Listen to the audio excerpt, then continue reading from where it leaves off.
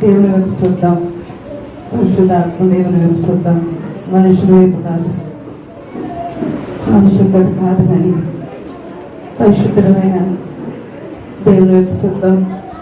హల్లెలూయా, హల్లెలూయా. స్తోత్రం, స్తోత్రం, స్తోత్రం తండ్రి.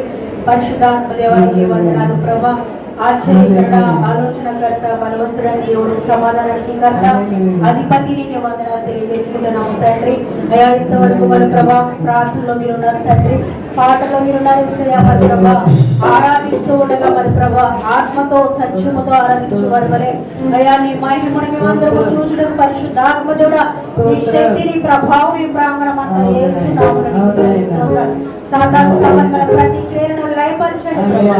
సన్నిధితో మనందరిని అభిషేకించమని యేసునామములో అడుగుచున్నాను తండ్రి. ఆత్మతో నింపు దేవా, పరిశుద్ధాత్మతో నింపు దేవా,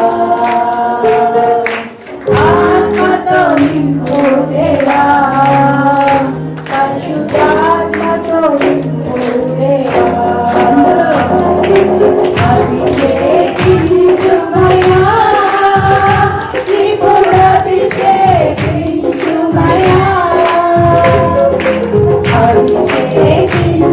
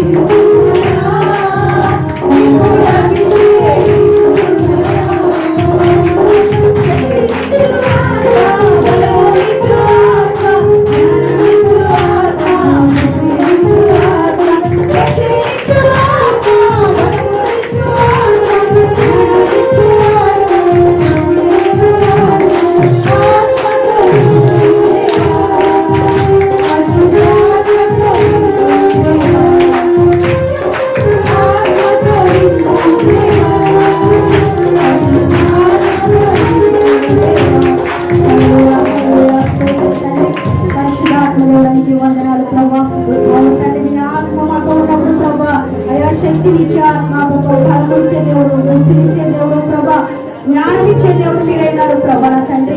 అయా మరి ప్రభా నీ ఆత్మాభిషేకం మా అందరి మీద కుమ్మరించినందుకు వందనాలు ప్రభా. అయా ప్రతి విధమైనటువంటి సాతాను క్రియలను లయపరుస్తున్నందుకు వందనాలు. అయా ఈ ప్రాంగణం అంతా కూడా నీ అగ్ని చేత ప్రాకారములతో నింపబడుతున్నందుకు స్తోత్రాలు. నిర్మాల షేకేని బాబా రీ కల్వరి చందరవరి రీ Calvary. Thank you Lord Jesus mighty Holy Ghost. పరిశుద్ధాత్మ దేవుడ ప్రభా, ఎవరిలో కూడా ప్రభానైనా నిరాశ సంబంధమైనటువంటి క్రియలు ఉండడానికి వీల్లేదు ప్రభా. ప్రతి ఒక్కరు ప్రభా నీ సన్నిధిలో ప్రభా ఉజ్జీవముతోనైనా అయానైనా మరి ప్రభానైనా వెలుగుతూ ప్రకాశించే వారు ఉండకు సహాయం చేయండి ప్రభా. అయా ఎవరైతే మరి నీ సన్నిధికి ఇంకా రాకుండా ఉన్నారో ప్రభా, వారితో మీరు మాట్లాడండి ప్రభా. నీ ఆత్మాభిషేకంతో ప్రతి ఒక్కరిని మీరు దర్శిస్తున్నందుకు అలాగే మరి ప్రభానైనా ఇంతవరకు మీరు నడిపించున్నారు ప్రభా. యేసునామములో ఈ ఆరాధన సమర్పిస్తున్నాము తండ్రి. ఆమేన్.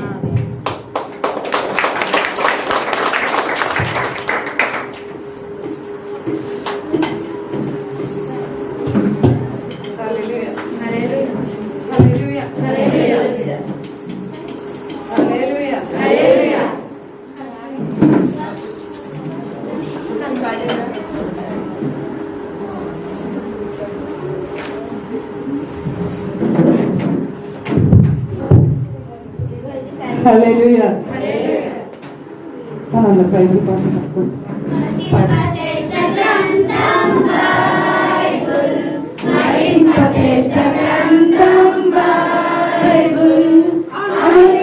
పఠించిన ప్రేమ తోడ నడుపును ఓపగింప శ్రేష్ఠ గ్రంథం Bible. The best book to read is the Bible. The best book to read is the Bible. You read it every day if you have to always. All the best book to read is the Bible. హల్లెలూయా. హల్లెలూయా. వాక్యం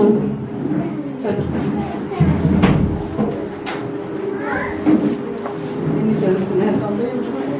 91 కీర్తన మొదటి నుంచి 6 అధ్యాయాలు మహోన్నతుని చాటున నివసించువాడే సర్వశక్తి నీడను స్తుతించువాడు. ఆయనే నాకు ఆశ్రయము, నా కోట, నేను నమ్ముకున్న నా దేవుడు.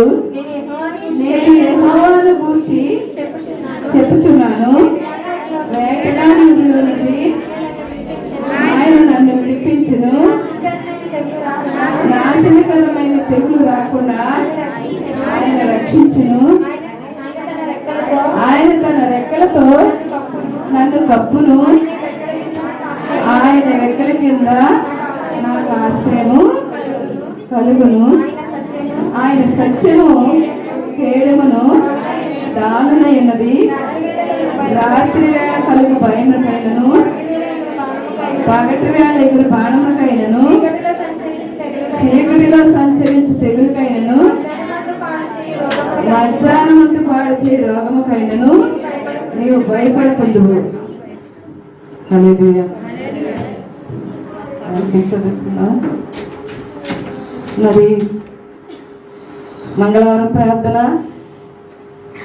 ఉంది, శుక్రవారం ప్రార్థన ఉన్నది, మనకి శనివారం ప్రార్థన, లక్షవారం ప్రార్థన. మరి మా పురుషులు వచ్చి ప్రార్థన చేసుకుంటున్నారు, పిల్లలు యవనస్తులందరూ.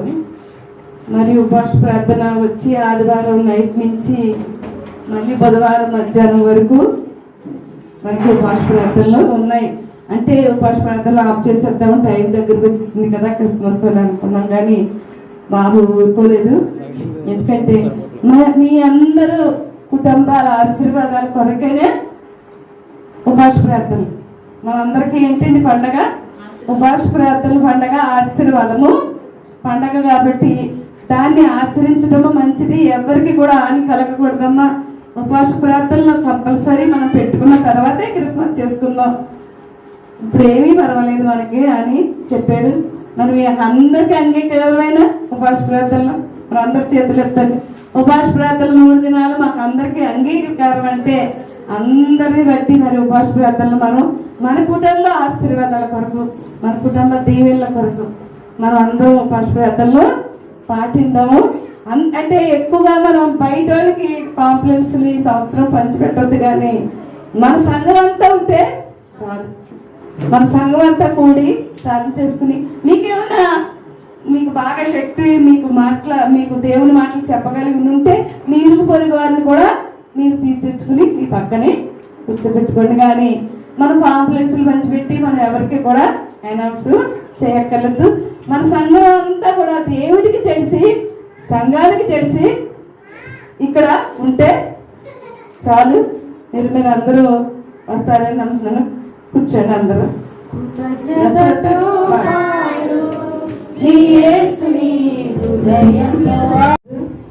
మౌనంగా వాక్యం వింటే దేవుడు ఆశీర్వాదాలు మనకి ఉంటాయి. మత్తయి సువార్త 5వ అధ్యాయము నుంచి చదువుతున్నాం.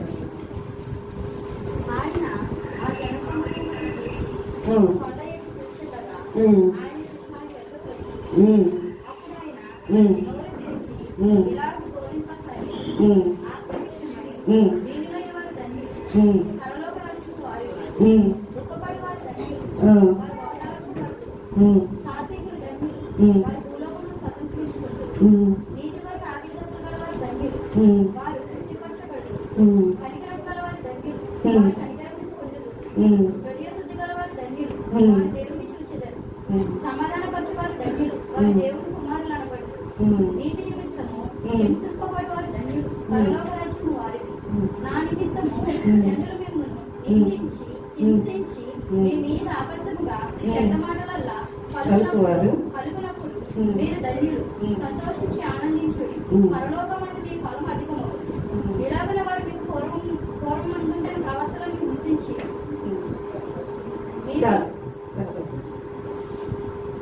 ఫస్ట్ నుంచి చదువు. ఆయన ఆ జన సమూహం నుంచి చూచి కొండ ఎక్కి కూర్చుండగా ఆయన శిష్యులు ఆయన వద్దకు వచ్చింది. అప్పుడు నోరు తెరిచి ఇలాగ బోధించాడండి. ఆయనంట యేసు ప్రభు నడిచి వెళ్ళిపోతుంటే వెనకాల ఎప్పుడు కూడా శిష్యులు వెళ్ళేవారట.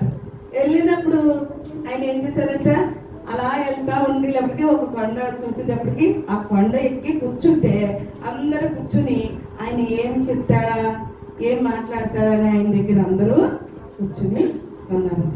అప్పుడు ఆయన కొండ ఎక్కి ఒక బాధ చేస్తున్నాడు. ఎవరి కొరకు? మన కొరకే. ఆ బాధ ఎవరి కొరకు? మన కొరకే. అక్కడ శిష్యులు ఉండొచ్చు, కానీ ఆయన కొన్ని లక్షల మందికి కొన్ని కోట్ల మందికి బోధన మనకి అందించి వీళ్ళు ఏమంటున్నాడు, ఆత్మ విషయమై దీనులైన వారు ధన్యులు, రాజ్యము వారిది. పరలోక రాజ్యము కావాలి అంటే మన ఆత్మల కొరకు ఏమై ఉండాలండి? దీనత్వం కలిగి ఉండాలి. మనం రోషంగా పౌరుషంగా మన మాటలు భయంకరంగా ఉండి మన ప్రవర్తన భయంకరంగా ఉండుంటే మన ఆత్మల్ని రక్షించలేము. మన ఆత్మలు రక్షించాలంటే దీనమనసు కలిగి ఆత్మలు రక్షించినప్పుడు మనం ఏమవుతామండి? ధన్యులు అవుతాం. ముందు పరలోక రాజ్యమే మందవుతుంది. పరలోక రాజ్యము మందవుతుందండి. పరలోక రాజ్యము కావాలి అనుకుంటే మనం ఎలా ఉండాలండి? దేవుని సన్నిధిలో దీనత్వము కలిగి ఆత్మల విషయమే, ఆత్మలు రక్షించుకోవటం విషయమే. ఒక ఆత్మను రక్షించాలి అనుకుంటే ఆత్మ వరకు ప్రయాస పడాలి, తగ్గించుకోవాలి. ఒకవేళ ఆ వ్యక్తులు మనల్ని తిట్టి వ్యక్తులైనా, ఆ వ్యక్తులు మనల్ని అన్ని వ్యక్తులైనా సరే, కానీ వాళ్ళని మనం ఏం చేయాలంటండి? తగ్గించుకుని వెళ్ళి ఆత్మల కొరకైన దాహం మనకు కలిగి ఉండాలి. ఆత్మల దాహం కలిగి ఉన్నప్పుడు మనకు దేవుడు కార్యాలని జరిగిస్తాడు. ఆత్మల కొరకైన దాహము మనకు ఉండాలి. ఆత్మలు రక్షించాలి. అప్పుడు ఇక్కడ మనం దీవెనలే కాదండి, ఇక్కడ ఆశీర్వాదాలే కాదు, మనకి ఎక్కడ ఆశీర్వాదాలు ఉంటాయి? మనకి పరలోకంలో ఆశీర్వాదం మనకి ఉంటుంది. పరలోక ఆశీర్వాదం కావాలి అనుకుంటే మనం ఏం చేయాలండి? ఆత్మల దాహం కలిగి ఉండాలి, తగ్గించుకుని ఆత్మల దాహం. తర్వాత దుఃఖపడే దుఃఖపడువారు ధన్యులు. దుఃఖపడువారు ధన్యులా కాదండి. దుఃఖించబడినప్పుడు, మనకు ఒక శ్రమ వచ్చినప్పుడు, మనం తట్టుకోవాలని ఒక వేదన వచ్చినప్పుడు అనేక మంది వచ్చి మనల్ని ఓదార్చుతారు. దుఃఖించబడినప్పుడు ఓదార్తారు. అనేక మంది వచ్చి అన్న ఏం పర్లేదన్నా, మేమున్నాము అని ఓదార్చుతారు. కానీ అలా వచ్చిన వాళ్ళందరూ వెళ్ళిపోవచ్చు. వచ్చిన వాళ్ళు ఓదార్చిన వాళ్ళందరూ కూడా వెళ్ళిపోవచ్చు. ఎవరిళ్ళ కాదు వెళ్ళిపోవచ్చు, ఎవరు ఇళ్ళ వెళ్ళిపోవచ్చు, మర్చిపోవచ్చు. కానీ బాధపడి అందరూ అంటారు, నేను అంటారు. ఎవరికైనా శ్రమ వచ్చినప్పుడు వెళ్ళినప్పుడు ఓదార్చడానికి వెళ్ళినప్పుడు ఆ క్షణంలోనే వెళ్ళి మళ్ళీ వచ్చి కూర్చుని వచ్చేస్తాం. అంతేగాని మన యేసయ్య అయితే ఏమంటున్నాడండి, వాళ్ళెవరు దుఃఖపడువారు దేవుని చేత ఓదార్చబడిన వారు. మనుషుల చేత ఓదార్చబడిన వాళ్ళగా ఉండొద్దు, కానీ మనము దేవుని చేత ఓదార్చబడిన వాళ్ళగా ఉంటే ఇలా ధైర్యంగా మనం ఉండి ఈరోజు ఇలా నుంచి వాక్యం చెప్తున్నామంటే మనుషుల చేత. అందుకనే దేవుడు అంటాడు, మన నరులి అంతా దేవుని ఎందుకు కూడా దయ పొందమన్నాడు. నరులి అంతా దయ పొందాలంట, దేవుని ఎందుకు దయ పొందాలంట. దేవుని చేత కూడా మనం దేవుని చేత ఓదార్చబడితేనే గమ్మున లేవగలం. కానీ మనుషుల చేత ఓదార్పు మొత్తం చేతే ఉంటది. కొన్ని క్షణాలు ఉంటాయి, కొన్ని నిమిషాలు, కొన్ని గంటలే ఉంటది. కానీ మనుషుల ఓదార్పు, దేవుని ఓదార్పు అయితే లేచి ఈరోజు బలిపీఠం మీద దేవుడు ఓదార్పు పొందిన కనుకే ఈరోజు ఎంతో భయంకరమైన పరిస్థితి వచ్చిన మట్టికి, ఎంతో శ్రమలో ఉన్న మట్టికి, ఎంతో వేదనలో ఉన్న మట్టికి కూడా ఈ బలిపీఠం దగ్గర నుంచి శక్తి ఇచ్చేయడం అంటే దేవుడు ఓదార్పు వల్లే ఇది సాధ్యము. మనుషుల ఓదార్పు వల్ల సాధ్యము కాదు, ఇది దేవుడితో ఓదార్పు వల్ల ఇది సాధ్యం అవుతుంది. చదువు. సాత్వికులు ధన్యులు, వాళ్ళు భూలోకమునే స్వతంత్రించుకుంటారండి. మీరు సాత్వికంగా వెళ్ళినప్పుడు ఒకసారి తొందరపడిపోతుంటారు. మీరే కాదు, నేను కూడా తొందరపడిపోవచ్చు. ఒకసారి తొందరపడిపోవడం వల్ల మనకి అనారోగ్యాలు బాగుతున్నాయి, ఇతరులకి హాని కలుగుతుంది. కాబట్టి మనం ఏదైనా సమస్య వచ్చినప్పుడు ఏం చేయాలండి, సాత్వికంగా. ఎవరు ఏ చేసినా సరే, ఎవరు మనల్ని ఎంత పెట్టినా సరే, ఎన్ని బాధలు పెట్టినా సరే, నాకు నేర్పింది ఎవరు నేర్పారు అనుకున్నారు? పెద్దోళ్ళు నేర్పారు అనుకుంటున్నారా? నా కడుపును పెట్టే నాకు సాత్వికము నేర్పాడండి.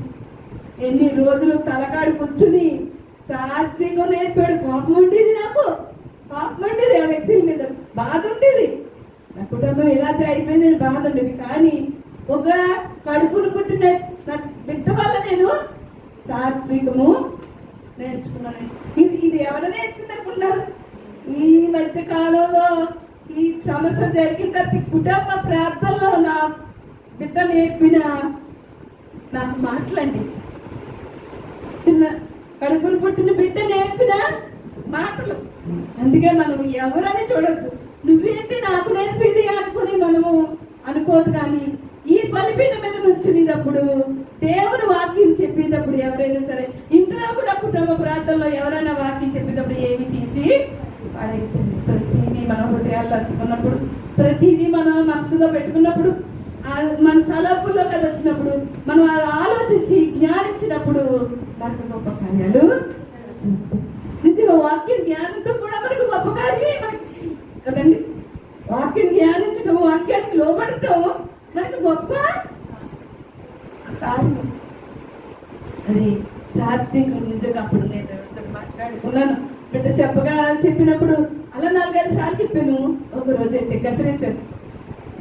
నాకు నా భర్త ముఖ్యం, నాకు ఈ కోపమే ముఖ్యమా అన్నట్టు నేను భావించుకున్నప్పుడు, అది కాదమ్మా, అది కాదు అనుకున్నప్పుడు, ఆ మాటలోని గొప్ప శక్తి ఉంది, ఆ మాటలో చాలా ఉంది మనకి అర్థవంతుని. నేను అలాగే అనుకుని నేను ఆ మాట పాటించినప్పుడు నాకు చాలా శాంతి కలిగింది, హృదయంలో చాలా శాంతి కలిగింది. తీసి పాడేసుకున్నప్పుడు అది హృదయంలో చెప్తే చాలా బరువుగా ఉండేది. నాకు ఆ హృదయంలో చాలా వేదనగా ఉండేది, చాలా చికాకుగా ఉండేది. నాకు అది తీసి పడేస్తే ఎంత బరువు తీసి పడేసినట్టు ఇంతోనండి. నిజంగా చెప్తున్నాను. తీసి పడేసాను, నేను ఆ వేదన తీసి పడేసాను, వాళ్ళు చేసిన ద్రోహాన్ని తీసి పడేసాను నేను. ప్రభువా నీకు అప్పచెప్పుకున్నాను అనుకుని మనశ్శాంతిని ఎలాగ ఏంటి అన్నమాట, సాత్వికులు ధన్యులు. సాత్వికంగా ఉంది నిజమేంటి, ఇంతకాలం పాపంగా ఉన్నారేమో అనుకో, కానీ సాత్వికంలో ఉన్న మంచితనము, సాత్వికంలో ఉన్న జీవితము ఇంకా దేంట్లోని లేదండి. సాత్వికం కలిగిన వాళ్ళు ఏమవుతారు, ధన్యులు అవుతారు. అలా భూలోకాన్ని స్వతంత్రించుకుంటారంటండి. సాత్వికంగా ఉంటే ఏం చేస్తామండి, ఈ భూలోకాన్ని స్వతంత్రించుకుంటామండి. అటువంటి శక్తి మనకి దేవుడు ఇస్తాడు. చదవమ్మా. నీతి కొరకు ఆకలి దప్పులు గలవారు ధన్యులు, వాళ్ళు తృప్తి పరచబడతారు. నీతి కొరకు ఆకలి, నీతి కొరకు అంటే చెప్తుంటారు, దేవుని నీతి కొరకు కష్టం వచ్చినా నష్టం వచ్చినా ధన్యులు. ఆత్మ సతీష్ చెప్తున్నాడు మహేష్ గురించి, నష్టమే రావచ్చు, కష్టమే రావచ్చు, ఇలాగా ఇది చెప్తానని ఏమనుకోవద్దు. ఆ రోజు ఆ పని ఒప్పుకుంటే 1,00,000 రూపాయలు 50,000 కొనుక్కుంటే బిడ్డ బయటికి వెళ్ళే పనే లేదు. కానీ దేవుని కొరకు నీటి కొరకు ఆగిపోయినప్పుడు ఆకలి దప్పులు గలవారు ధన్యులు అవుతారా అండి, లేకపోతే మామూలు మనుషులు అవుతారు? ధన్యులే అవుతాం. మనం ధన్యులు అవ్వాలంటే అలాగని మనకి ఏమి దేవుడు ఆకలి కొననివ్వడు, ఆకలి వేసేసి నాకు మనం చెయ్యడు. ఒక ఆవిడ ఏంటండి, సువార్త చేసి వచ్చేవారట. ఒక ఆవిడ సువార్త చేసి వచ్చేటప్పటికి, ఇంటికి వచ్చేటప్పటికి తాగడానికి ఏముంది కదంటండి. కానీ ఆవిడ ఏం చేసింది, ఆకలి వేసినా సరే, కడుపులో మంట వచ్చేసినా సరే, తినడానికి తిండి లేకపోయినా సరే సువార్త మాత్రం చేసుకుని ఇంటికి వచ్చిందటండి. ఆవిడ ఇంటికి వచ్చేటప్పటికంటండి పక్క నుంచి వచ్చేస్తుందంటే అక్కడ మంచి కాఫీ వాసన వచ్చిందంటే ఆ ఇంట్లో వచ్చి కాఫీ వాసన వస్తుందంటే కాఫీ వాసన పీల్చి తాగాను ప్రభు అని తృప్తి పడిందంటే. తృప్తి కూడా ఉండాలి మనిషికి మనకి తృప్తి కలిగి ఉండాలి. ఎంత కలిగిపోతే ఇంకా రావాలని కోటుకోవద్దు, కానీ ఎంత వచ్చిందే అంత దానికి తృప్తి పడితేనే మన జీవితాలు ధన్యమవుతాయి. వాళ్ళని ఆశపడిందంటే ఆ వాసన చూసి చాలే, నాకు ఈ వేళకి ఈ వాసనతో తృప్తి కలిగే జీవితం ఇచ్చావు ప్రభు చాలా అనుకుంటే నా చేపటికి ఆవిడ ఎవరో కలిపి వెంటుకుంటారు. అప్పకొచ్చి ఇంత గ్లాస్ తోటి కాఫీ కలిపి అదే వాసనంట. నేను మా ఆయన గారికి కలిపేసుకున్నానమ్మా, ఆయన వెళ్ళిపోయారు సడన్ గా, కానీ బయటికి తాగనని వెళ్ళిపోయారు. ఈ కాఫీ మీరు ఎక్కడి నుంచో వచ్చారు కదా, తాగుతారని తెచ్చారమ్మా కాఫీ అని చెప్పినట్టు. సరే, దేవుడు ఎటువంటి మేలు చేస్తాడా, మన ఆకలిగా ఉంచుతాడా? ఆకలి తప్పులు కదా వాళ్ళు ధన్యులు. అంటే ఆకలి ఏంటండి, ఈ లోకంలో కడుపు ఆకలే కాదండి, ఆత్మీయ ఆకలి, ప్రార్థన అనే ఆకలి, మోకరించగలిగే ఆకలి, నీతి గల ఆకలి. ఆకలిలో చాలా ఉన్నాయండి. ఒక శరీరం ఆకలి ఒకటే అనుకుంటాం మనం, ఆకలి చాలా ఉన్నాయండి. అటువంటి ఆకలి దప్పులకి మనం ఉన్నామా, అప్పుడు ఏమవుతుంది, మనకి తృప్తి పరచబడుతుంది. తృప్తి అన్నది చాలా మంచిది. మనం భోజనం చేస్తామనుకోండి, 1,00,00,000 రూపాయలు బీరువాలో పెట్టుకుని తాళం వేసుకునే దానికంటే మనం రుచికరమైన భోజనం తిని తృప్తి పడితే అంతకంటా మించిపోయింది ఏది లేదు. కడుపు నిండితే ఆకలి, మన ఆకలి తింటే. పూర్వకాలంలో ఏం చేసేవారంటండి, రోజు మీద నడిచి వెళ్తుంటే ఎవరైనా రాజులు కానీ, మంత్రులు కానీ, సైనికులు కానీ ఆ టైంలో హోటల్లో ఏమి ఉండవు కదా, పైకి వేరే దేశాలకి వెళ్ళాలి అనుకుంటే వెళ్తుంటే ఏ అబ్బో ఏం అవసరాలు, ఎవరో పెద్దోళ్ళు ఎవరో కొంచెం అన్నం వాళ్ళకి పెట్టేటప్పటికి ఏమి ఇచ్చేవారండి వాళ్ళకి బహుమతి. ఏ రాజుగారికి అన్నం ఉండదా, రాజుగారికి భోజనం ఉండదా అండి, రాజుగారికి ఏముండవా, వాళ్ళకి చాలా పంచపంచ పరిమాణాలు తినే రాజులు వెళ్ళినా సరే ఆ టైంకి వాళ్ళు ఇంత అన్నం పెట్టేటప్పటికి వాళ్ళకు ఉన్న ఆభరణాలు తీసి ఆ చేతిలో ఇచ్చేవారు. ఏంటంటే తృప్తి, ఆకలి తీరింది. ఆకలి తీరినంత తృప్తి ఈ దేశంలో ఏది లేదండి. ఉండాలి, మాత్రం తీరాలన్నమాట. అదే ఆకలి. ప్రార్థన అనే ఆకలి ఉండాలి, నీతి అనే ఆకలి ఉండాలి, యథార్థత అనే ఆకలి ఉండాలి, పరిశుద్ధమనే ఆకలి మనకి కలిగి ఉండాలి, ఆత్మలు రక్షించాలనే ఆకలి మనకు కలిగి ఉండాలి. అటువంటి ఆకలి కలిగించదు. కనికరము గలవారు ధన్యులు అంటాడు. కనికరం కలిగి ఉంటే ఏముంటుందండి? మనకి ధన్యత ఉంటుందండి. కనికరం కలిగి ఉండాలండి. కనికరం కలిగి లేకపోతే మనం ఎవరి మీదైనా సరే, మనం ఉన్న దాంట్లో, మనకున్న దాంట్లో కనికరం కలిగి పెట్టడం నేర్చుకున్నాం అనుకోండి, అలా ఏమవుతామండి? ధన్యులు అవుతాండి. ఇంకా చదువు. వారు కనికరము హృదయ శుద్ధి గలవారు. హృదయ శుద్ధి కలిగి ఉండాలండి. ముందు హృదయ శుద్ధి కలిగి లేకపోతే, హృదయ శుద్ధి కలిగి లేకపోతే దేవుణ్ణి మనము చూడలేమండి, దేవునితో నడవలేము, దేవునితో మాట్లాడలేము, దేవుని శక్తి పొందుకోలేము, దేవుడిచ్చే ఆశ్చర్య కార్యాలు చూడలేము, ఆయన ఇచ్చే ఆశీర్వాదాలు పొందుకోలేము. మనం ముందే ఉండాలండి మనకి హృదయ శుద్ధి. లేవికాండం తీయమ్మా. లేవికాండం 10వ అధ్యాయము 1వ వచనము.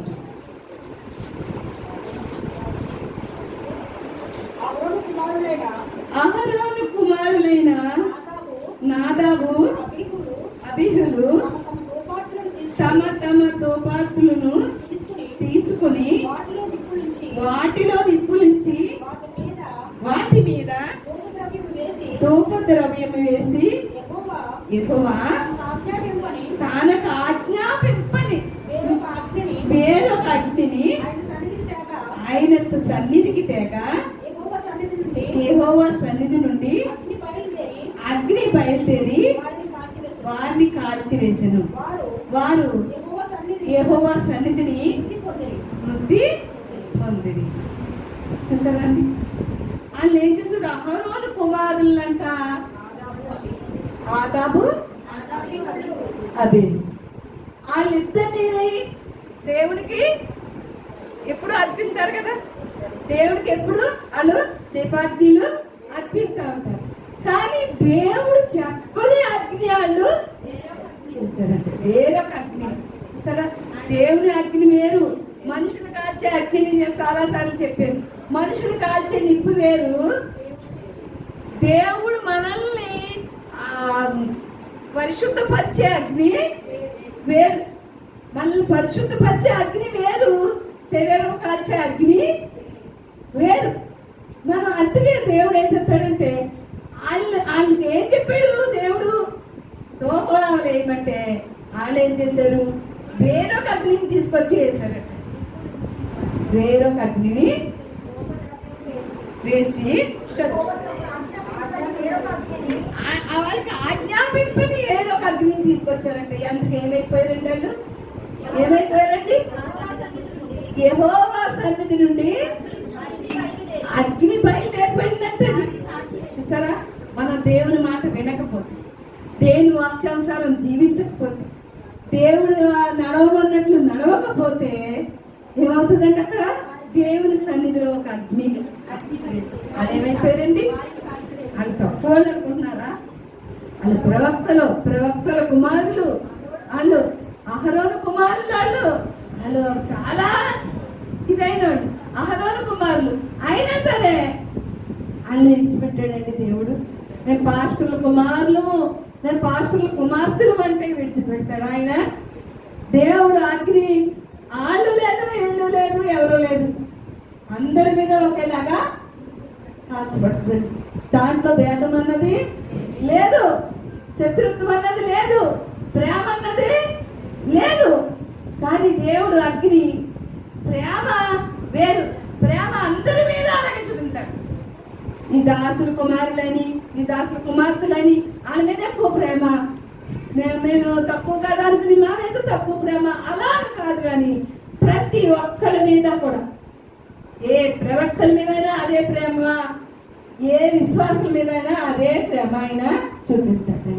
అలాగే పాపం కూడా, అగ్ని కూడా ప్రవక్తల మీద మండుతుంది, ప్రవక్తల బిడ్డల మీద మండుతుంది, విశ్వాసుల మీద కూడా మండుతుందండి అగ్ని. అది మనం గ్రహించుకోవాలి. ఏమిటి చదువు? యెహోవా సన్నిధిని అగ్ని బయలుదేరి యెహోవా సన్నిధిని అగ్ని బయలుదేరి కాల్చివేసెను. వారిని కాల్చివేసెను. వారు వారు యెహోవా సన్నిధిని యెహోవా సన్నిధిని మృతి పొందిరి. వాళ్ళిద్దరు ఏం చేశారంటండి? యెహోవా సన్నిధిలో మృతి పొందిరు. మాట్లాడేటండి మాట్లా దేవుడు మందసం అంటే మాట్లా దేవుడు మందసం దగ్గరికి వెళ్తున్నామంటే మాట్లా ఎంతో పరిశుద్ధంగా ఉండాలి. దేవుడు మందసం దగ్గరికి వెళ్తున్నాం. ఒక ఆయన దేవుడు మందసం పట్టుకెళ్తున్నప్పుడు అది ఒరుకుపోయిందంటండి. అతను ఏ తక్కువ మనిషి కాదు, అతను ప్రవక్త, అతను గొప్ప ప్రార్థనాపరుడు, చాలా శక్తివంతుడు. ఇలా వెళ్తున్న వంశాన్ని మోసుకుని వెళ్తున్నారటండి. ఆ మందసం ఇలా వరికిందే గమ్మున ఏం చేశాడండి? కాపాడుకోతున్నట్టు చెయ్యేశాడండి. ఏమైపోయాడైనా కాలిపోయాడు, చనిపోయాడు. కాలిపోయి చనిపోయాడండి. దేవుడి మందసం అంటే అంత మందసం అంటే ఏంటండి? ఏ దేవుడి మాటలే, దేవుడి బలిపీఠమే, దేవుడి అగ్ని, దేవుడి సన్నిధే. బలిపీఠం అంటే అప్పుడు బలిపీఠము, ఇప్పుడు దేవుడి సన్నిధే ఒక బలిపీఠము. అందుకే మనం ఎలా ఉండాలంటే దేవుని సన్నిధిలో పరిశుద్ధం. అలాగని పరిశుద్ధంగానే ఉండాలంటే అనుకుని పారిపోయారు. కానీ పరిశుద్ధంగా ఉండాలనుకుని చర్చికి రావడం మానేశారు కనుక నేను పరిశుద్ధంగా లేను, అందుకే చర్చిలోకి రావట్లేదు, చర్చికి రావట్లేదు అని మాత్రం అనుకోదు. మీరు అడుగు పెట్టండి. అప్పుడు దేవుడు కాదు, ఇప్పుడు కృపామయుడైన కృప కలిగిన దేవుడు. అప్పుడు ఆ కాలంలో తప్పు చేస్తే వెంటనే చనిపోయేవారు, తప్పు మాట్లాడితే వెంటనే చనిపోయేవారు. అందుకే సుప్రభు ఎంతమంది నన్ను చంపుకుంటాను, నేను ఎంతమంది నన్ను చంపుకుంటాను, ఇంతలాగా అబద్ధం ఆడితే చాలు చనిపోతున్నారు, దేవుని మాటని తుణీకరించితే చనిపోతున్నారు కాదనుకుని ఆయనే ఒక క్రయదాన బలి, ఆయనే సిలువ మీద యాగమయ్యి, ఆయనే సిలువలో రక్తం కార్చి ప్రాణం పెట్టి మన కొరకు ప్రేమ స్వరూపిగా మన కొరకు ప్రేమను చూపించాడు. ఆ ప్రేమ వల్లే మన సన్నిధిలో నిలబడగలుగుతున్నాం. చిన్న చిన్న తప్పులు మేము చేసినా, చిన్న చిన్న తప్పులు మేము చేసినా, ఎవరు చేసినా, ఎవరు మాట్లాడే మాటల్లో తేడా ఉన్నా ఈ రోజు ఇంకా ఇక్కడ అగ్ని ఉండి మనం ఇలా నిలబడగలుగుతున్నామంటే ఆయన సిలువ మీద చేసిన త్యాగం వల్ల మనం ఈ రోజు ఇక్కడ ఇలాగ సన్నిధిలో నిలబడగలుగుతున్నాం. దినము పశ్చాత్తాపం కలిగి ఉండాలి. దినదినము యేసయ్య దగ్గర పశ్చాత్తాపం కలిగి ఉండాలి. చదువుతాం. అప్పుడు మోషే అహరోనుతో ఇట్లా నేను, ఇది యెహోవా చెప్పిన మాట, నా మాట కాదు. నేను అనుకుంటున్నారు మీరు నేను ప్రవక్తను కదా మోషేని అని ఆ తమ్ముడితో అన్నతోటో చెప్పుకుంటున్నాడు. ఏమని? ఇది నేను చెప్పిన మాట కాదు. ఆయన బిడ్డలు చెప్పారు, అన్నగారి బిడ్డలైనా ఇద్దరు బిడ్డలైనా ఒకటే, ఇద్దరికి బిడ్డలు. కానీ ఇది నేను చెప్పిన మాట కాదు, యెహోవా చెప్పుచున్నాడు.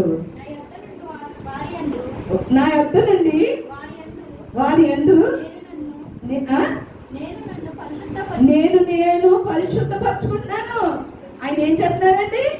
పరిశుద్ధపరచుకుంటున్నాడు. ఎప్పటికప్పుడు మోషే ఎలా పరిశుద్ధపరచుకున్నాడో మనం కూడా నేను కాదు చేసి నేను పరిశుద్ధపరచుకుంటున్నాను.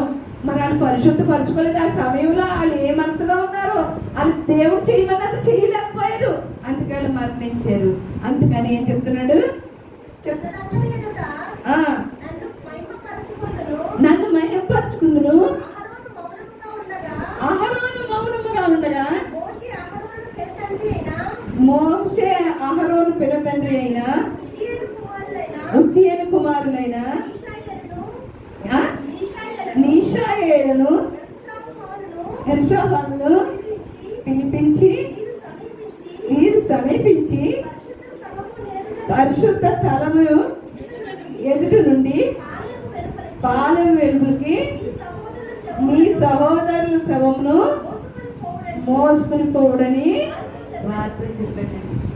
మోషేకి అందరూ చుట్టాలే. మోషేకి చనిపోయిన వాళ్ళు తమ్ముడు పిల్లలే, అందరూ చుట్టాలే మోషేకి. కానీ మోషే ఏం చెప్తున్నాడు? ముందు పరిశుద్ధ సన్నిధిలో నుంచి ఆ శవాల్ని బయటికి తీసుకుని వెళ్ళిపోయాడు. మొహమాటం లేదు, మొహమాటం ఏమీ లేదు, ఏది అడ్డు లేదు, ముందు తీసుకుని. అందుకనే చెప్తుంటాడు. ఒక అతను వెళ్ళి, అయ్యా నా తల్లి తండ్రి చనిపోయారు, ఇప్పుడు నేను నిన్ను వెంబడించిన తర్వాత వచ్చి వాళ్ళని బాధ పెట్టి నేను దగ్గరికి వస్తాను అన్నప్పుడు ఏం చెప్పాడు యేసుప్రభు? వాళ్ళు బాధ పెట్టడానికి వేరే వాళ్ళు ఉంటారు, కానీ నువ్వు నన్ను వెంబడించు. వాళ్ళు బాధ పెట్టి వాళ్ళు వేరే వాళ్ళు ఉంటారు, కానీ నువ్వు నన్ను వెంబడించు. ఎప్పుడు మనం ఏం చేయాలంటండి? వెంబడించడం నేర్చుకోవాలి. వెంబడించినప్పుడు దేవుని కార్యాలు మనం చూస్తాం. వెంబడించినప్పుడే ఈ మాటలు ఉన్నారు శిష్యులు. మోషే వెనకాల వెంబడించినప్పుడు ఆరోను వాళ్ళు ఈ నీతి నేర్చుకున్నారు. యేసు ప్రభుని వెంబడించినప్పుడు శిష్యులు నీతి నేర్చుకున్నారు. మనం కూడా యేసయ్య మాటలను వెంబడించినప్పుడు మనం కూడా నీతి నేర్చుకుంటాం. అర్థమవుతున్నాయా మాటలు? చదువు మత్తయి సువార్త. సమాధానపరచువారు ధన్యులు, వారు దేవుని కుమారులు అనబడతారు. సమాధానపరుతూ నేర్చుకోవాలండి. మనం ఒకదానికి రెండేసి అది పెద్ద గొడవలు చేసి కంటే వాళ్ళ మధ్యలో సమాధానపరిచితే మనకి ఏముంటదండి? దేవుని కుమారులు అనిపించుకుంటా ఉంటాండి. మనుషుల కుమారులు కాదు, పలానోళ్ళ కుమారులు అనిపించుకోరు. సతీష్ కుమారులు, కిట్ కుమారులు, అలాగే మోషే కుమారులు, ఈ కుమారులు, ఆడ కుమారులు, జక్కడే కుమారులు అని అనిపించుకోరు, కానీ దేవుని కుమారులని మాత్రమే అనిపించుకుంటారంట. దేవుని కుమారులు అనిపించుకోవాలంటే మన దగ్గర ఏముండాలండి? సమాధానం. ఎందుకంటే దేవుడు సమాధాన పరిచాడు మనకి. దేవుడు సమాధాన పరచడానికే ఆయన తగ్గించుకుని ఒక కన్య కడుపుని పుట్టి లేని పరిస్థితి అనుభవించి ఒక పశువుల పాకలో పుట్టి తగ్గించుకుని తన ధనవంతుడయ్యిండు కూడా ఆయన వరకు దరిద్రుడు అయ్యాడు. అందుకనే ఏం చేశాడు ఆయన? మన కొరకు ఆయన తిరిగి వచ్చాడు. కాబట్టి మనం ఏం చేయాలి? సమాధాన పరచడానికి ఆయన వచ్చాడు. కాబట్టి ఆయన వెంబడే మనం నడుస్తూ మనం కూడా ఇతరులని సమాధాన పరిచే వాళ్ళలాగా ఉండాలి. సమాధాన పరిచిన వాళ్ళు ఏమవుతారండి? దేవుని కుమారులు అనబడి తండ్రి కాదు, దేవుని కుమారులు తండ్రిలే దేవుని కుమారులు అనబడతారంటండి. వీళ్ళు యేసే కుమారు, మీరు దేవుని కుమారులు, మీరు దేవుని కుమార్తెలు అని మనం అనుకుందాం. ఒకసారి అనుకుందాం మనం అందరం, నేను దేవుని కుమార్తెని, నేను దేవుని కుమారుణ్ణి అంటే మన హృదయాల గుండ్ల మీద చేతులు వేసుకుని నేను దేవుని కుమార్తెని, నేను దేవుని కుమారుని అనుకుని మనం అనుకున్నప్పుడు దేవుడు దేవుని ఖచ్చితంగా అన్నది వస్తుంది. మీకు అర్థమవుతున్నాయి నా మాటలు? చదువు. నీతి నిమిత్తము హింసించబడి వారు ధన్యులు, పరలోక రాజ్యము. నీతి నిమిత్తం ఏం చేయాలంటే హింసింపబడాలి. నీతి నిమిత్తం హింసించబడినప్పుడు మనం ఏమవుతాము? నీతి నిమిత్తం నీతిని బాగొట్టుకోవద్దండి. నీతిని బాగొట్టుకోలేదు. నీతిని ఎంత తెచ్చుకున్నారో చూసాను. నాకు పెళ్ళైన కాడి నుంచి ఆయనలో నేను ఏమి అబద్ధం అన్నది చూడలేదండి. ఆయన దాచుకోవడం అన్నది చూడలేదు. ఆయన ఏది చేసుకోవడం అన్నది నేను చూడలేదు. నాకు తెలియకుండా ఏది కూడా నేను ఇంకా ఆయన ఇచ్చిన డబ్బులు నేనన్నా దాచుకుని నేను వేరే చోట ఏదైనా పెట్టుకునేదాన్నేమో కానీ అమ్మో నా బీరు నన్ను ముట్టుకోవద్దు అనేదాన్ని అయింది. ఏంటంటే తీసేసుకుంటానని ఇలాగించి చూస్తే సార్ ఇలాగించే అనేవారు. అందుకని ఏదో సరదాగా ఆయన కొంచెం ఎక్కువ వరడక ఆయనకే ఇచ్చేసేదాన్ని అన్ని. కానీ ఆయన మాత్రం నీతి నిలబెట్టుకుని సరే చిన్ని దాంట్లో కూడా ఆయన లోపం లేకుండా, చిన్ని దాంట్లో బిడ్డల విషయాల్లోనే కాదు, భార్య విషయంలో కానీ ఏ తేడా చేయలేదు, ఏ మోసము లేదు, అన్నీ కూడా కరెక్ట్ గా చేసుకుని నీతి నిమిత్తం ఇప్పుడు ఆయన ఏమయ్యారు? ఆయన ధన్యులయ్యారు. అక్కడ సజీవంగా ఉన్నారు. అక్కడ సజీవంగా ఉన్నారు కనుక మనం ఈ రోజు మనం ఇలా ఉన్నాం. సజీవంగా లేని వాళ్ళ గురించి ఆడాలని నాతో మాట్లాడారు. ఫస్ట్ రోజు రాత్రే లేపి ఏమన్నాడు? సైనికులు వెళ్తా ఉంటారు. సైనికులు వెళ్ళిపోతున్నప్పుడు ఒక సైనికుడికి బుల్లెట్ తగిలి కుప్పకూలి పడిపోతాడు. ఆ కుప్పకూలి పడిపోయిన సైనికుడి దగ్గరే నువ్వు ఉంటావా? దేశం కాపాడడానికి ముందుకెళ్తావా? అది నాకు చెప్పాలి. మీరు మెట్లెక్కొచ్చేసారు. నాకు అర్థమయ్యి నాకు తెలియలేదు. అప్పటికే నాకు అసలు మైండ్లో ఏమి పని చేయలేదు. మా రాణి మా తోటికోళ్ళండి చక్కగా మాట్లాడుతుందండి, చక్కగా చెప్తా ఉంటుంటుందండి వివరంగా. తను కూడా చరిత్రలు ఆ ఇంటిలాగే చరిత్ర పుస్తకాలు ఎక్కువ చదువుతూ ఉంటుంది మా రాణి కూడా. చదివినప్పుడు ఇలా ఏడుతున్నాను ఒక్కదాన్ని కూర్చుంటే ఇలా అలా తాడని నిగుడుతూ ఇలా చెప్పారమ్మా రాణి అని ఏడుతుంటే దానికి అర్థం చెప్పిందండి. అక్క మా ఎక్కడైతే ఇలాగా నిద్రించారు, కానీ నేను నిద్రించాను నా బుల్లెట్ టైం నేను ఇక్కడ ఉండి నిద్రించాను, కానీ నువ్వు ఆగొద్దు, నువ్వు ముందుకెళ్ళి దేశం కాపాడటానికి నువ్వు ముందుకెళ్ళి వాక్యం చెప్పని చెప్తున్నారక్క. దానికి అర్థం అదక్క. ఎక్కడ ఎడారి చెరలో పుస్తకంలో ఉంటుంది అక్క, నువ్వు చదివలేదు, నేను చదవలేదమ్మా పుస్తకాన్ని అని అన్నాను. ఎడారిలో చదివేరని పుస్తకం ఉంటుందంటండి, దాంట్లో ఈ మాటలు రాసి ఉంటాయంట. రాణి చెప్పింది, మరి ఎంత ఎవరి దగ్గర లేదా ఎడారిలో చదివేరు పుస్తకం ఎవరి దగ్గర లేదా? మరి ఇంతకు ముందు చాలా మంది కొనుక్కున్నాం, అందరు కొనుక్కున్నా, నా పుస్తకాలు ఎవరికో ఇచ్చేసాను నేను. ఎడారిలో చదివేరు పుస్తకంలో రాసి ఉంటుందంటండి ఆ మాట. మరి అది ఆయన చదివేశారు, కానీ ఎవరికో అవసరం అయితే ఇచ్చేసారు, నన్ను చదవమని వారు. నేను కళ్ళలాగా వెళ్తాయి, నాకు కంప్యూటర్ వచ్చేస్తుంది, 2 అక్షరాలు చదువుతాయని నేను చదవలేదు, కానీ దాంట్లో రాసిందంటండి. ఒక పెద్ద భక్తుడు రాశాడటండి, బెన్హీమ్ గారు రాశారు దాంట్లో ఆ మాటలు. కానీ దేవుడు ఆ మాటలు ఆయన చేత నాకు చెప్పించాడు. అందుకే నీతిమంతుల మాటలు కూడా వినాలి, మనం నీతిమంతుల మాటలు వినాలి. నీతిమంతుల్ని జ్ఞాపకం చేసుకుంటే మనకి ఏంటండి ఆశీర్వాదకరం అంట. నీతిమంతుల్ని మనం రోజుకి ఒక్కసారైనా జ్ఞాపకం చేసుకుంటే, కనీసం ఈ ఆదివారం అయినా జ్ఞాపకం చేసుకుంటుంటే మనకి ఏముంటుందండి? నీతిమంతులు జ్ఞాపకం చేసుకుంటే ఆశీర్వాదకరమండి. ఆయన నీతిమంతుడే, నాకు తెలుసు. నేను నీతిమంతుడు బలిపీఠం మీద ఉండి నేను చెప్పగలను, ఆయన నీతిమంతుడే. చదువు. నా నిమిత్తము నిందించి హింసించి నీ మీద అబద్ధముగా చెడ్డ మాటలు పలుకు వాళ్ళందరూ కూడా మనం పలికినప్పుడు, మన మీద వాళ్ళు పలికినప్పుడు మనం ధన్యమేనంట. అదే చెప్పాడు మా అబ్బాయి. పోలే చెడ్డ మాటలు పలుకుతున్నారేమో, నువ్వు ధన్యురాలు అయ్యావు కదా, ఇంకెందుకమ్మా బాధ, ఇంకెందుకమ్మా వేదన నీకు అంటే ఆ మాటలు నాకు మొత్తం కడిగేసేనట్టు అయిపోయింది. మొత్తం అది అన్ని చూపించాడండి నాకు మాటలు. అది ఈ రోజు నాకు ఏమైందండి, ఒక ప్రసన్నంగా ఉంటుందా? ఆ బిడ్డ చెప్పిన మాటలు నాకు ఒక ప్రసంగం చేయడానికి నాకు ఆ మాటలు ఉపయోగపడింది. అది నీతి కావాలి, యథార్థత కావాలి, పరిశుద్ధత కావాలి. పరిశుద్ధతలో ఉన్నప్పుడు దేవుడికి ఇష్టం లేని పని చేస్తే మనం చెప్పాడు, యూత్కి చెప్పాడు ఆ మాట. యూత్కి చెప్పినట్టున్నాడు కదా, ఎంతమందికి ఏం చెప్పాడు? దేవుడికి ఇష్టం లేకపోతే ఏం చేస్తానన్నాడు? ఎన్ని సంవత్సరాలు మాట్లాడలేదన్నాడు? దేవుడికి కోపం వస్తేనంటండి, దేవుడికి ఇష్టం లేని పని మనం చేస్తేనంట, ఒక వ్యక్తితోటి 300 సంవత్సరాలు మాట్లాడలేదంటాడు. ఒక్క వ్యక్తితోటి ఎవరో అప్పుడు అతని నిబంధనలు అయ్యి ఆయన కోపం వస్తేనంట. మనకు కూడానండి, మనతో కూడా ఒక్కసారి మాట్లాడండి, మనకు కూడా తేడాగా ప్రవర్తించినప్పుడు మనతో కూడా ప్రభువా నేను వచ్చాను, నేనున్నాను. ఆయన్ని పిలిచినప్పుడు పలికినప్పుడే. సమయాలు ఏం చేశాడు? ఆయన పిలిచినప్పుడు 3 సార్లు పిలిచినప్పటికి ఉన్నాను అన్నప్పుడు, నేనున్నాను అన్నప్పుడు అతనికి ఏం చేయడండి? సలమనికి ఏం కావాలి నీకు? పలికావు కదా, నీకు ఏం కావాలి నీకు?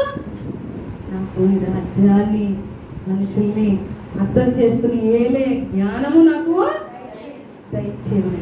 అతను అప్పుడే ఎండి అడిగితే, అతను బంగారం అడిగితే, ప్రభా అవును నీ దగ్గర బోళ్ళు బంగారం ఉంటుంది కదా ప్రభా, నిధులన్నీ నీయే కదా ప్రభా, పర్వతాలు బంగారు పర్వతాలన్నీ నీయే కదా ప్రభా, అన్నీ నీయే కదా ప్రభా, నాకు ఇంత మనుగడు వెండి, నాకు ఇన్ని బడ్డు బంగారం ఇచ్చేవంటే చాలు ప్రభా అని అనుకునుంటే ఆ రోజు ఆయన దీవించబడకపోదు. కానీ ఆయన ఏమడిగాడు? ఒక జ్ఞానం అంతా అడిగినందుకు, జ్ఞానంతో పాటు ఆస్తి, ఐశ్వర్యము, సమస్తము నీకు అనుగ్రహింపబడుతుందని చెప్పినప్పుడు దేవుడు గొప్ప కార్యాలు చూడాలి. మనం కూడా దేవుడు మనల్ని అడిగినప్పుడు మనం కూడా అడిగి మంచి మాటలు అడగాలి. దేవుడితోటి విరోధంగా ఉన్న దేవుడు కూడా అది ఆర్తి బాబు చెప్పాడు. 300 సంవత్సరాలు దేవుడు మాట్లాడలేదంటండి. 300 సంవత్సరాలు అంటే చూసుకోండి. అప్పుడు వాళ్ళు అలా ఉండేవారు. ఇప్పుడు మనకి 50 సంవత్సరాలు 50 దాటి 60 దాటితేనే కష్టం కింద ఉంటాం. కానీ 300 సంవత్సరాలు దేవుడు మాట్లాడకపోతే ఇంకా కనిపెట్టుకుని ఉండేవాళ్ళు కూడా ఉన్నారు. మన ఆయుష్ అంతే కనుక మనం ఏం చేయాలండి? దేవుడితోటి పెరుగులాడాలి. ప్రభు మా ఆయుష్ 300 సంవత్సరాల ఆయుష్ మాకు లేదు, కానీ మాకు ఇంత ఆయుష్ ఉంది, కానీ ఈ ఆయుష్ లో మాకు దూరంగా మాత్రం వెళ్ళదు ప్రభు. మమ్మల్ని దాటి వెళ్ళదు ప్రభు. మాకు దూరంగా ఉండద్దు ప్రభు. నీ సన్నిధిలో మేము కలిసి నీతో కలిసి మేము ఉండేలాగా సహాయం చేయాలి. నీతిగా ఉండాలి, యథార్థంగా ఉండాలి, పరిశుద్ధంగా ఉండాలి. బిల్లీ గ్రాహం గారు అంటండి, అమెరికాలోని బిల్లీ గ్రాహం గారు ఉన్నారటండి. అంటే ఇంకొక ఆయన అయితే ప్రెసిడెంట్ చేసేది, అబ్రహాం లింకన్ గారు అయితే ప్రెసిడెంట్ చేశారు, అమెరికా ప్రెసిడెంట్ చేశారు దేవుడిని నమ్ముకుని. ఈయన అన్నారటండి, అయ్యో మీరు ఇంత బాగా వర్ణిస్తున్నారే, ఇంత బాగా చెప్తున్నారే వాక్యము, మీరు ఇంత నీతిగా ఉంటున్నారు, ఎంత మీ ప్రవర్తన ఎలా ఉంది, మిమ్మల్ని అమెరికా ప్రెసిడెంట్ చేద్దాం అనుకున్నామండి మేము అని అంటే, అయ్యయ్యో లేట్గా చెప్పారు మీరు. నాకు ఈ అమెరికా ప్రెసిడెంట్ కంటే విలువైన జాబ్ నాకు వచ్చింది, మీరు ఇప్పుడు చెప్పారు మీరు అన్నారటండి. అలా చెప్పారంటండి. అమెరికా ప్రెసిడెంట్ కంటే విలువైన జాబ్ ఇంకా ఉంది, అమెరికా ప్రెసిడెంట్ కంటే ఇంకా విలువైన జాబ్ ఏముంది అనుకున్నాడు. చెవులు పరుకుని ఓ కంగారు పడిపోతున్నారంటండి. నాకు ఏసై దగ్గర జాబు వచ్చింది, సువార్త చేసే జాబ్ వచ్చింది, సేవ చేసే జాబ్ వచ్చింది, నాకు ప్రకటించే దేవుని మాటలు ప్రకటించే జాబ్ నాకు వచ్చిందయ్యా అంటే ఆయన చాలా ఆయన చరిత్రలోనే పుస్తకాలు చరిత్రలు ఆయన ఎన్నో చరిత్రలు ఉన్నాయి. అటువంటి ఇది మనం కలిగి ఉన్నామా? అటువంటి కలిగి ఉన్నామా? మనం అన్నిటికంటే గొప్ప, పని కంటే గొప్ప విలువ ఎంచుకోవాలి, ఒక సమయం ఎంచుకోవాలి దేవుని కొరకు. దేవుని కొరకు ఒక సమయము మనం కేటాయించుకోవాలండి. ఏంటంటే సమయం చెప్తున్నాను. బైబిల్ గురించి కూడా నాకు చాలా, నేను బైబిల్ కింద పెట్టేసుకునే దాన్ని, ప్రార్థన చేసుకునే వాళ్ళు మోకరించి బైబిల్ కూడా కింద పెట్టనివ్వట్లేదని వాళ్ళు. ఇది వరకు కుటుంబ ప్రార్థనలో ప్రార్థన కుటుంబ ప్రార్థన చేసుకుందాం అనుకునేవాడికి కుటుంబ ప్రార్థన కట్టగా కూర్చుని ప్రార్థన చేసేసుకునేవాళ్ళు, ఒక అలసిన పాట పడుకుని వాక్యం చెప్పుకునేవాడు. ఇప్పుడు కాళ్ళు కడుక్కుని, ముఖం కడుక్కుని, చేతులు కడుక్కుని అప్పుడు బైబిల్ పట్టుకోమంటాడు. ఇంకా ఎక్కువ వచ్చేసి ఆయన ఉన్నప్పుడే ఒక కఠినంగా ఉండేది అనుకుంటే ఇప్పుడు ఇంకా ఎక్కువ కఠినమైన మనల్ని చేస్తారు. ఎలా ఉండాలంటే బైబిల్ పరిశుద్ధమైన బైబిల్, అది దాని మీద రాసిందే పరిశుద్ధమైన రాసినప్పుడు మరి దాన్ని పరిశుద్ధంగా పాటించకుండా తీసుకెళ్ళిపోయాడు. మనం ఎక్కడో చోట పెట్టేస్తే ప్రార్థన చేస్తున్నప్పుడు కాళ్ళ కింద పెట్టుకుంటే, మనం కింద నేల మీద పెట్టుకుంటే, నేల మీద 3 మంది నడుపుతున్నారు కదమ్మా, రోజు 3 మంది నడుపుతున్నారు. అది సాప వేసుకోవచ్చు మనం, ఒక సాప ప్రార్థన కానీ ప్రత్యేకించి ఒక సాప బంతో ఏదో ఒకటి ప్రత్యేకించి దాన్ని చక్కగా అమ్ముతున్నారు కదా మేట్లు, ఏదో ఒకటి ఒక ప్రత్యేకించి ప్రార్థన కానీ అదే అన్నాడు. ఒక ముస్లింసే ఎంతో శ్రద్ధగా మూకు కడుపుని, అవి కడుపుని, ఈ కడుపుని చేస్తారు కదా. మన తండ్రికి 2వ భార్య పుట్టినదే అలా చేస్తారు కదా. మనం ఇంకెంత ఎలా ఉండాలి? మన నిజమైన దేవుడి దగ్గర ఎలా ఉండాలి? పరిశుద్ధుడి దగ్గర మనం ఎలా ఉండాలి అని చెప్పినప్పుడు బుర్రంచుకున్నాను, నేనే బుర్రంచుకుని కదా చాలా తప్పు. ఇప్పుడు నేర్చుకోవాల్సిందానండి పాఠాలు, ఇప్పుడు నేర్చుకుంటున్నాను అని మరి కదా. నీకు నేనున్నప్పుడు తెలియదు, నేనున్నప్పుడు నీకేది తెలియదు. ఇప్పుడు పాఠాలండి. 4 గంటలకు లేపి 4 గంటల నుంచి 6 గంటల వరకు ఆయన ఎక్కడైతే ప్రార్థన చేసుకుంటున్నారో ఆ స్థలంలో కూర్చుని ప్రార్థన చేసే నాకు నేర్పింది. అక్కడికి లేకపోతున్నాను, ఎందుకంటే ఒకరు అన్ని ఏకంగా వచ్చి నన్ను చాలా బాధ పెడుతుంది. శరీరం అంతా మొత్తకెచ్చేస్తున్నా సరే దేవుడు లేపిన టైంకి నేను లేచి వచ్చి ఇక్కడ ప్రార్థన చేసుకోవాల్సి వస్తుంది. మీ అందరి కొరకు ప్రార్థన చేయమని నాకు భారము పెట్టిన ప్రభా. నేను మళ్ళీ అంటాను, నేను కొంతమందిని మర్చిపోతున్నాను, జ్ఞాపకం చేయవా తండ్రి, జ్ఞాపకం చేయవా అంటే మళ్ళీ కొంతమందిని అలాగ జ్ఞాపకం చేసండి. అందరి కొరకు ఇంకా కొంతమంది స్నేహితుల కొరకు కూడా, ఇంకా కొంతమంది ఎక్కడెక్కడ ఉన్న వ్యక్తుల కొరకు కూడా, దేవుడు తెలుసుకున్న వ్యక్తులు కూడా ప్రార్థన చేసే భారము దేవుడు నాకు ఇచ్చాడు. అదే అనివారైన అనుకున్నాను. తిండి పట్టేమో అనుకున్నాను నేను, లేకపోతే చేస్తే నీకు తిండి పట్టే అనుకున్నానండి. నాకు తిండికి లోటేటి, నాకు బట్టకి లోటేటి. నీకు ఇక్కడ వద్దు, మా ఇంటికి వద్దు, మా అమ్మ ఆళ్ళు చూస్తారు. ఎక్కడ వస్తే అక్కడ నాకు తిండి దొరుకుతుంది, ఎక్కడ పడితే నాకు బట్ట దొరుకుతుంది. నాకు తిండి బట్టకి లోటేంటి, నేను లేకపోతే తెలుస్తుంది, నేను లేకపోతే తెలుస్తుంది అంటే. ఆయన లేకపోతే తెలిసింది ఏంటంటే భారం. ఇప్పుడు మొయ్యాలి భారం అండి. ఆయన ఉన్నారు కదా అని స్వేచ్ఛగా నేను ఉన్నాను, కానీ ఇప్పుడు ఈ రోజు అండి నాకు ఇప్పుడు నుంచి భారం. ఆయన లేని కాడి నుంచి నాకు ఒక భారం అన్నమాట. ఆ భారాన్ని మనము మొయ్యమని నన్ను చెప్పారు. అటువంటి రీతిలో మనం ఒక్కొక్కరు మనం భారం కలిగి ఉంటాం. ఆ ప్రార్థన భారం కలిగి ఉంటే మనం అలా ఉండమండి. ఏదో సమయాన్ని పోగొట్టుకోకూడదు. శుక్రవారం రావట్లేదు ఎవరోని, మంగళవారం రావట్లేదు, భారం లేదా? భారం కలిగి ఉండాలి. శుక్రవారం మంగళవారం ప్రార్థనలో కూర్చోవాలి అని భారం. కొంతమందికైనా భారము, కొంతమంది వస్తారు, కొంతమందికైనా భారము. అందరూ భారం కలిగి ఉండాలంటే ప్రార్థన చేయాలి. శుక్రవారం మంగళవారం అనేక మంది వరకు ప్రార్థన చేయాలి. ఎంతమంది నశించిపోతున్నారు మీరు చూడలేదా? దేవుడు చెప్తున్నాడు, అయ్యో తావులు పోయిన వాళ్ళరా, మీకు చింత లేదా? ఎంతమంది నశించిపోతున్నారు, ఎంతమంది భయంకరంగా నశించిపోతున్నారు. మీకు చింత లేదా? మీకు చింత ఉండాలి. ఒక్కొక్కరికి ఏముండాలండి? చింత ఉండాలి. అయ్యో మనం వెళ్ళేది ఆదివారం, వెళ్ళేది మన కుటుంబాల కొరకు, ఆదివారం వచ్చేది మన కుటుంబాల కొరకు, మనం బలపెట్టడం కొరకు. శుక్రవారం శనివారం వచ్చేది అనేక మంది కుటుంబాల కొరకు ప్రార్థన చేయాలి. అనేక మంది కుటుంబాల కొరకు మనం భారం కలిగి ప్రార్థన చేయాలండి. ఆ విశ్వాసం మనలోకి దేవుడు చేస్తారు. నేను చెప్తా ఉంటాను, నాకు జ్ఞాపకం చేశాడు, చెప్తా ఉంటుంటారు. ఒక కథ చెప్పేవారు. మీకు గుర్తుందో లేదు, ఎంతమంది గుర్తుందో కానీ నాకు తెలియదు, కానీ నేను ఒక కథ చెప్పేవారు. ఒక ఆయన అమెరికా వెళ్ళిపోయి, ఒక స్నేహితుడు ఇండియాలో ఉన్నాడంట. ఇద్దరు స్నేహితులు అంటండి. ఒక స్నేహితుడు అమెరికా వెళ్ళిపోయాడంట, ఒక స్నేహితుడు ఇండియాలో ఉండిపోయాడంటండి.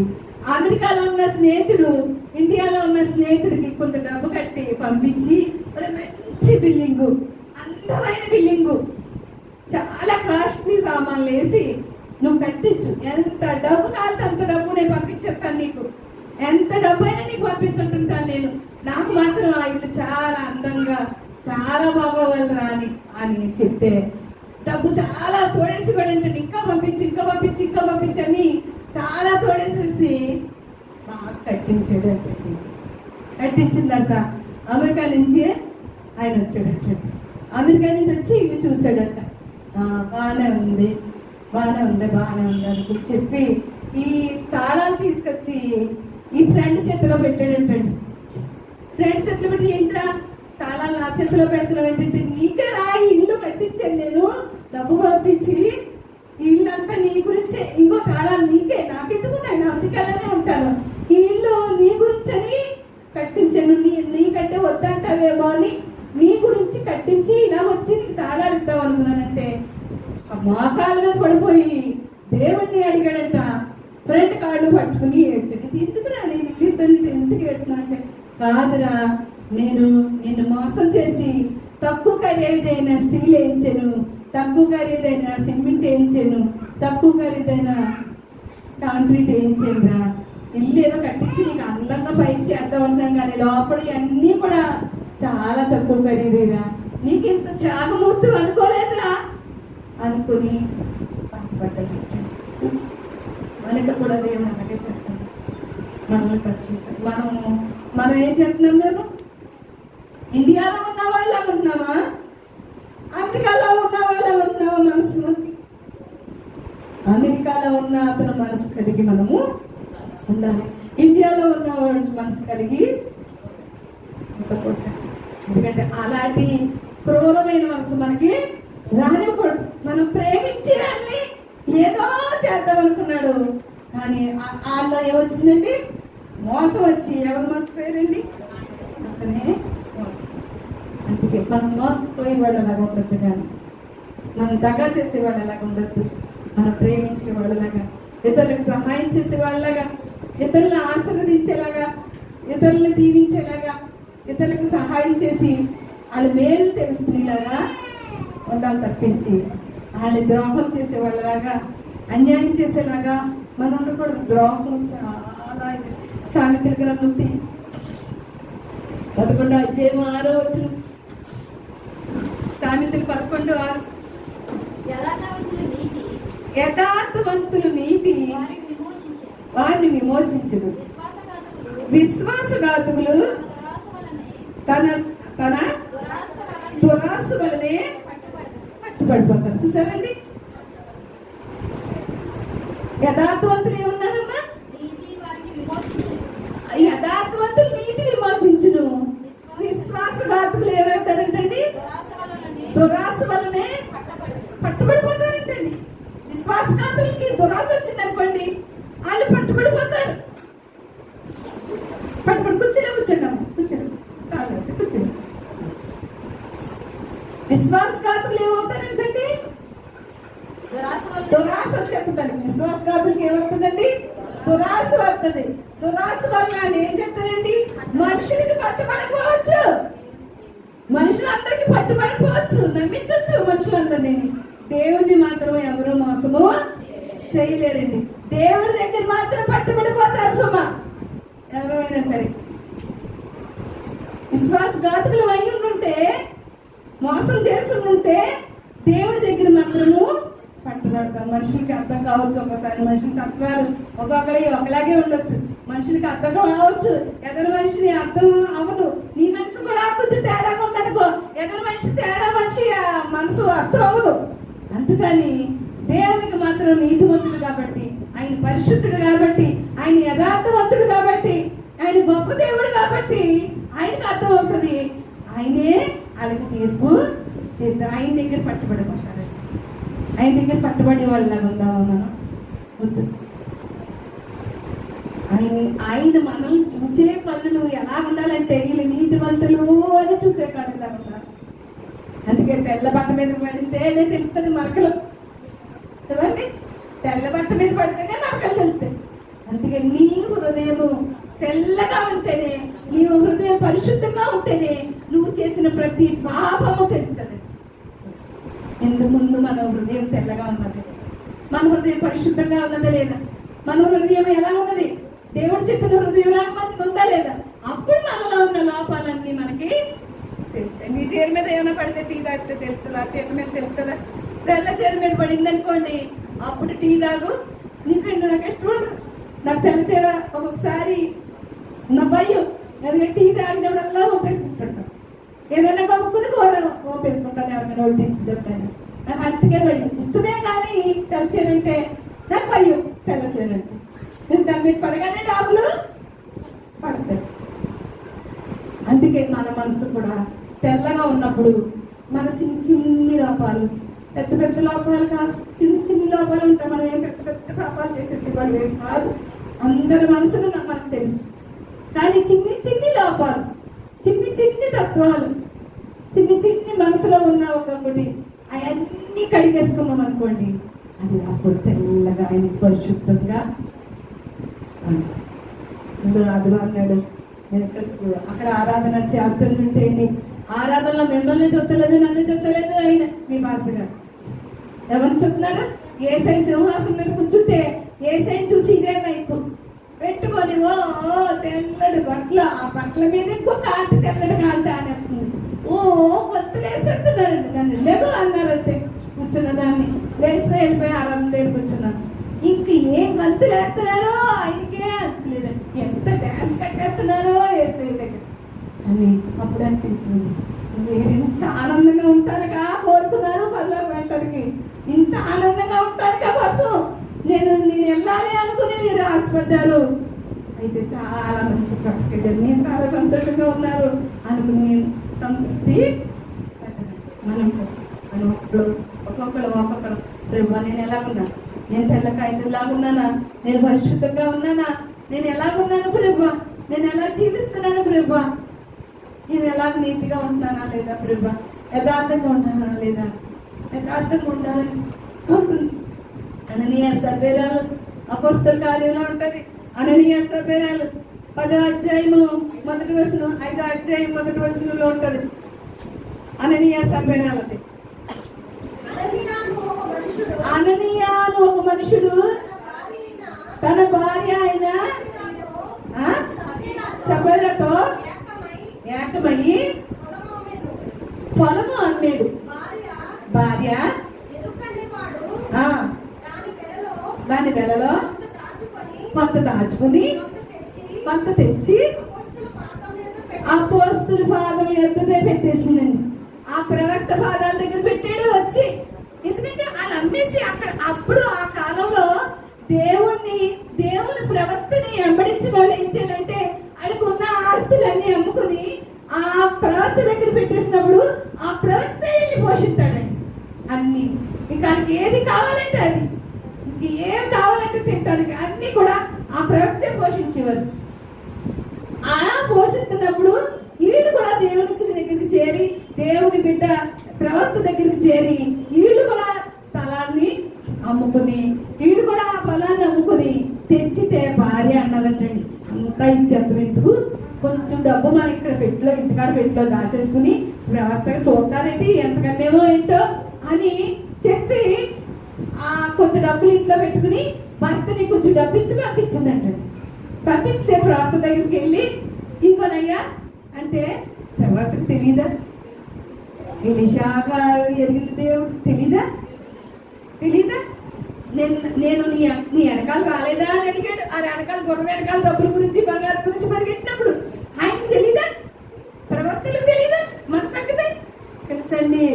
మనుషులు బాగానే ఉన్నాను, నేను వచ్చి అబద్ధం చెప్తున్నాను అంటే అయ్యారండి బాగానే చెప్తున్నాను, నేను నిజమైందని చెప్తున్నానేమో ప్రవక్తకు తెలిసిపోతుంది. నిజం నీ మాటలో ఉన్నది, నీ మనసులో ఉన్నది, నీ తలపులో ఉన్నది ప్రవక్తకి తెలిసిపోతుంది. అప్పుడు అదే గొప్పవాడు కాదులేండి, ఆ గొప్ప ప్రవక్తలు కాదు ఇప్పుడు. కానీ ఆయన అడిగారంట. అడిగేటప్పటికి వెళ్ళేటప్పటికి ఇంటికే అన్నదా అని అడిగితే అయ్యి బాబా ఇది ఇలా అడుగుతున్నారు. లేదయ్యా ఇంత కాదయ్యా, కొంచెం ఇంట్లో పెట్టుకుని వచ్చానయ్యా, నన్ను క్షమించయ్యా అని పాదాలు పట్టుకుంటే బాగుంటేదేమో. దేవుని సన్నిధిలో అబద్ధం ఆడటానికి మాత్రము వీళ్ళు లేదు. కానీ ఇంటికేనయ్యా అంటే వెంటనే పడి చచ్చిపోయాడు. అప్పుడు ఏముండేది ఏంటంటే అబద్ధం ఆడితే వెంటనే చచ్చిపోయేవారు. యేసు ప్రభు సిలువుకి ఎక్కిన తర్వాత, యేసు ప్రభు సిలువు త్యాగం చేసిన తర్వాత, యేసు దేవుడే మానవులా పుట్టి మన కోసం ప్రాణం పెట్టిన తర్వాత ఇప్పుడు తగ్గింపు వచ్చింది. ఇప్పుడు మరణాలు లేవు సరిగ్గా, అలా ఆ మరణాలు లేవు. అప్పుడు ఏముంది అంటే అబద్ధం ఆడితే చచ్చిపోయేవారు. అబద్ధం ఆడితే యోగి భార్య ఏముంది, ఆ పుళ్ళు పడిపోయి వేదన పడిపోయి బాధపడిపోతున్నప్పుడు దేవుని దూషించి చచ్చిపోవచ్చు కదా అని యోగి భార్య అన్నది. అలాగే మరణం అన్నది అలాగే దూషిస్తే చాలు దేవుడి దగ్గర అబద్ధం అంటే చాలు చచ్చిపోయేవారు. చచ్చిపోతే వెంటనే ఆ శిష్యులు అందరూ మోసుకుని వెళ్ళిపోయారు.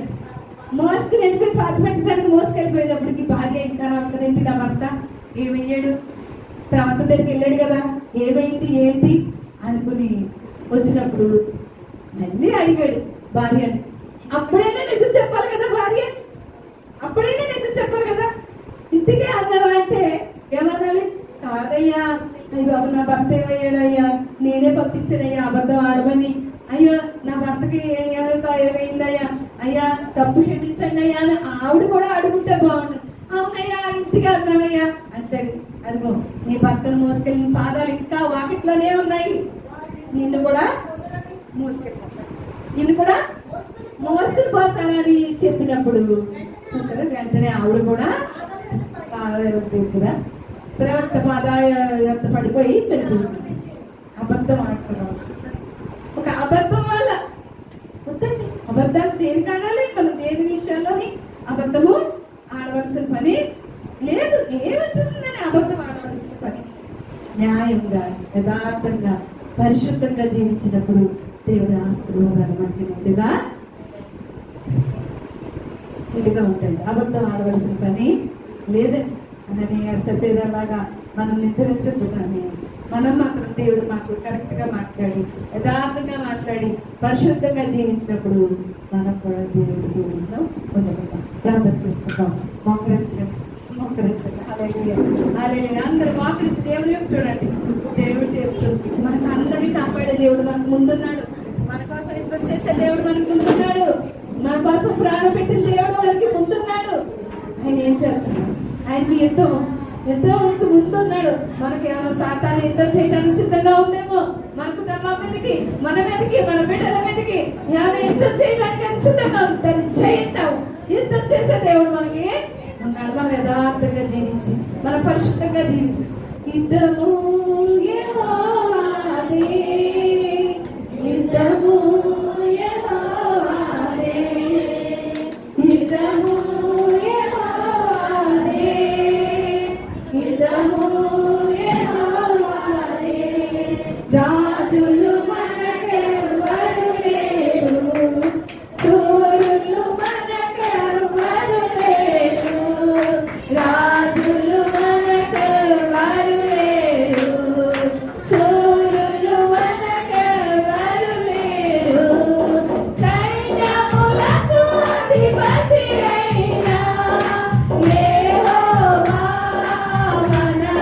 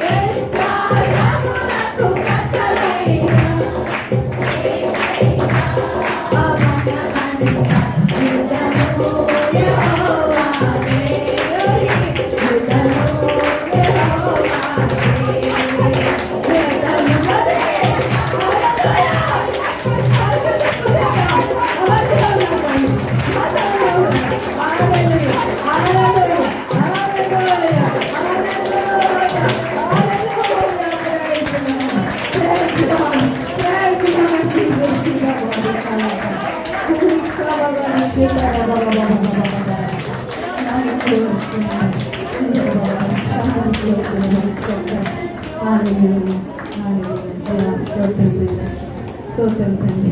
ఇప్పుడు వరకు మాట్లాడే తండ్రి ప్రభా, అయ్యా నువ్వు ఎంత గొప్ప దేవుడు ప్రభా. ఆశ్చర్యకరుడు, నీతి, యథార్థత, పరిశుద్ధత ఎలా జీవించాలో, ఎలా తండ్రిలో ఎలా ఉండాలో, ఎలా చేయాలో మాకు నేర్పించమని సహాయకుడానికి వందనాలు ప్రభా. పరిశుద్ధాత్మదేవుడానికి వందనాలు చెల్లించుకుంటున్నాం. నీకే స్తోత్రాలు స్తోత్రాలు స్తోత్రాలు. ఆయన మా మంచి దేవుడు, ఈ చేతుల్లో బిడ్డలందరినీ చేతుల్లో పెట్టుకుంటున్నాను ప్రభా. ప్రతి బిడ్డను దర్శించు, ఏ ఒక్క బిడ్డను విడిచిపెట్టదు. అలాగే ఇంటికాడున్న బిడ్డల్ని, బయటకు వెళ్ళిన బిడ్డల్ని, పల్లె మీద వెళ్ళిన బిడ్డల్ని ప్రభా, ఊర్లో వెళ్ళిన బిడ్డల్ని ప్రభా కనికరించండి, ప్రభు చూపించండి, దయ చూపించండి తండ్రి.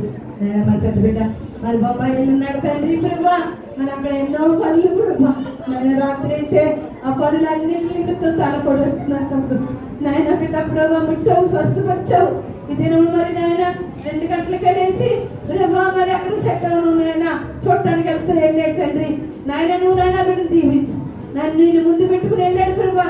నాయన గొలియాతుని కాదు చూస్తా, నాయన దావీదులోని నాయన నీ విశ్వాసాన్ని చూసి చిన్ని రాయి తోటి గొలియాతుని కొట్టినట్లు ప్రభా. గొలియాతు లాంటి అక్కడ సమస్యలన్నా యేసయ్య నాతో ఉన్నాడని ముందుకెళ్ళాడు తండ్రి. నువ్వే సహాయం చేయమని, కృప చూపించమని, దయ చూపించమని బిడ్డలందరినీ దీవించు, ఆశీర్వదించు, బలపరచుమని. నేను ఏ అవసరంతో అక్కడితో వచ్చున్నానో ప్రతి ఒక్క అవసరంగా తీర్చండి. మరి నాయన ముఖ్యమైన పనులు ఏమైనా ఉన్నాయేమో నువ్వు తీర్చండి. ఆదివారం నాయన మళ్ళీ ఆదివారం నాయన సాక్షి చెప్పుకోవడానికి సహాయం చేయమని యేసు పరిశుద్ధుని స్తుతించి గణపరిచి వేడుకుంటున్నాను తండ్రి. యేసు రక్తమే చేయి, యేసు రక్తమే చేయి, యేసునామం సంపూర్ణ విజయం, స్త్రీకనంత నాశనము కలుగునుగాక.